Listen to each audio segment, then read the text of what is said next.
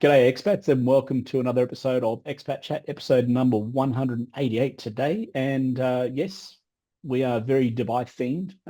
As you can see in the background, we're not in our office right now, but those folks will remember Adam, who's my colleague here, works out of the Gold Coast, the DIFC office. G'day, Adam. Hello, Brett. How's it going?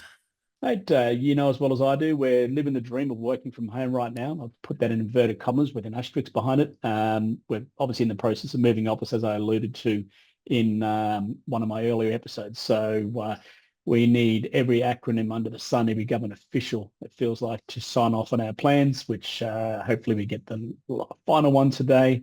And then 25 build days later, we're moving into the new office. So very much looking forward to that. Mate, today we thought we'd do a bit of a UK Expat 101 for those folks living in the UK and also those folks considering moving to the UK. So, mate, let's get the show on the road. All the information we're going to share with you good folks today should be informational, educational purposes only. Please do not construe this as personal advice. If you do need to get personal advice, please speak to a specialist like Atlas. Mate, let's give the folks a rundown. I mean, UK has always been a port of call for expats for probably hundreds of years. If you go back a few times in terms of, back in the old days and, Captain Cook all the way through to present day. And I guess the type of expat has changed in the UK. Back in the 60s and 70s, there was people looking for a bigger world to travel in and everything. And now these days, there's more disparate people in terms of you got teachers, you got your nannies, you got your nurses, and your allied health professionals and doctors, and then you got lawyers and finance. But there's a lot of other ones now too. I think when you look at romance is a big one as well too. Down on Bondi Beach, you meet a British backpacker. 3 years later, you're back in Blighty, and I think there's a bit of that going on that we see as well too. So let's just run through some of the key topics on what people have to consider when looking to either live in the UK or making that move to the UK. So what would be your number one? Yeah, definitely a hot spot for Australians. Agree with that. You get bored of the sun in Australia and want some rain, you head over there. But in saying that, all I've been hearing in the last 3 months is about this heat wave Yeah. in Europe and the UK. So yeah, no, let's jump into it. So what I normally outline at the start is you're dealing with two big taxing nations here. The tax rate is high in the UK. Australia is probably just marginally higher, but they do offer good salaries. Like we do often see that with the lawyers going over there and the opportunity to get ahead. So kind of separating this out into two different parts. We'll deal with non-pension slash super assets first, and then we can jump into the pension super side of things and how those interrelate. So firstly, deemed disposal in Australia on shares is a key. There's been plenty of episodes about that. But the key here is the UK doesn't have an exit tax out of their tax system. They have been debating it in Parliament for years on years, but there's still nothing concrete in that respect yet. So essentially what we can do for clients is build assets in whether that be shares, ETFs, managed funds, CGT free whilst living in the UK. I know a lot of people talk about ISAs in the UK. It's essentially doing the same sort of strategy from a capital gains perspective. ISAs do have restrictions, £20,000 a year. So any excess and things like that can go towards just a flat out investment account. If we don't sell anything, you can start building CGT free, return to Australia, and on that day, assets are revalued. That's the non-dom thing has obviously got a lot of attention over the last couple of years, and that's been a tax framework that's been in place for a number of years now. Do you want to run through the folks what that change is in terms of what is a non-dom and what are the new rules? Yeah, so non-doms are people non-domiciled in the UK. They used to have rules where if you were classified as that status, You didn't have to pay tax in the UK on foreign assets. However, much like a lot of the changes in Australia, the UK actually have done big changes as well, and not many people are happy with the government for that. But yeah, non-dom, the new rules is for new arrivals, you have 4 years of essentially foreign assets being non-taxable in the UK.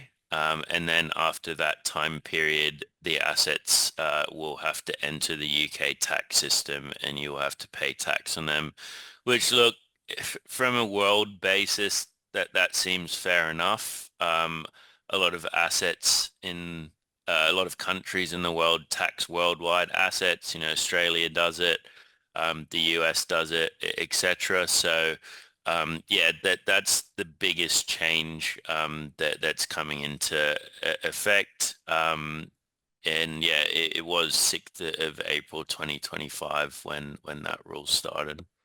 Definitely. And look, there's obviously, like everything, there's a good planning opportunity. There's also stuff to be aware of, depending on how long you plan to be there for. If you get a plan to be there for 3 years and 9 months, then, in terms of building off foreign assets while you're a UK tax resident, it's a great opportunity to get that CGT-free growth. I think the other popular topic is obviously UK pensions. Like Mm. super back in Australia, anyone who works in the UK has exposure or has one.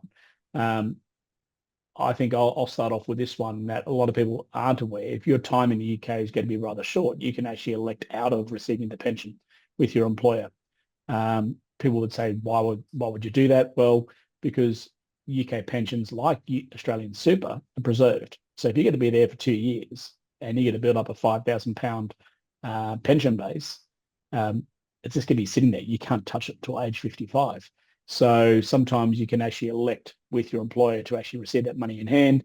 From a net tax position, it's not as beneficial, but then again, you don't have the issue of dealing with getting a UK pension. Um, for those folks who do get a decent balance in soup and pensions and are contributing, what's your sort of 101 on UK pensions in terms of portability, transferability, and management? Yeah, so the age 55, where it was stated there, it is increasing to 57, 6th April 2028. So that's important to note. Again, it's like a preserved status, like Australian Super. It is stuck there until then. So the way I describe how these pension systems interrelate is they're actually the opposites. And what I mean by that is in Australia, superannuation is taxed on the way up as the fund grows, i.e. in accumulation phase. However, when you retire and you move that into a pension phase and you start withdrawing it out, it's tax-free in Australia. On the UK side, UK pensions aren't taxed on the way up as they grow. However, when you retire and you start pulling it out, it goes in the UK tax return. Yes, there is some relief, 25%, um, but essentially it is still taxable. It's smart from the HMRC. They actually tax people their whole lives. Mm. Whilst they're working, earning an income, they're getting Till they taxed. did. When they're retired, they're still getting taxed. So we run into this situation here where if you're pulling out a UK pension at 57, let's call it, and you're back in Australia, one, it's taxable in the UK, but then guess what? Australia is going to want their piece of tax as well. In saying that, UK pensions are the only other foreign pension system which you can actually roll into an Australian superannuation.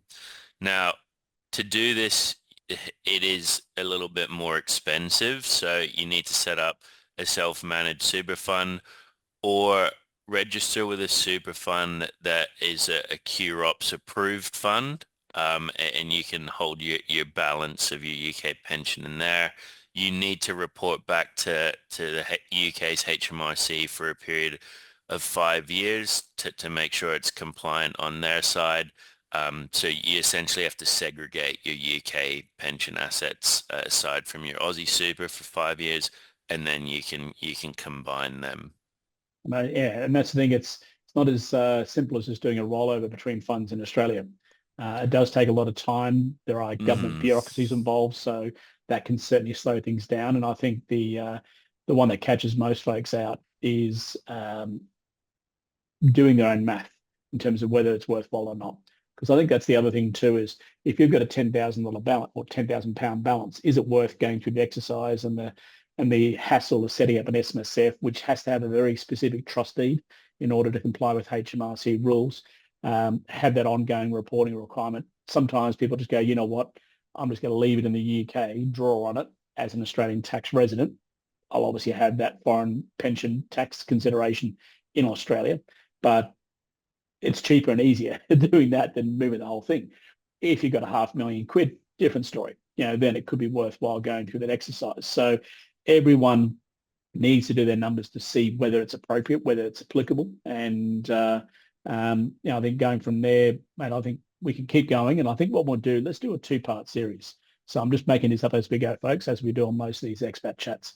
I think what we'll do, Adam, there's a couple other things I'd love to cover off as well, too, with respect to the UK side of it. Inheritance is a big one now, too, Mm. with those changes. So let's wrap it up there. And next week we'll go into another deep dive into further considerations for the UK that we haven't already covered. And in the meantime, mate, I'll let you get on with your day. And thanks for your time. Yeah, thanks guys, and yeah, I hope you enjoyed it. Cheers. Thanks, mate. Bye.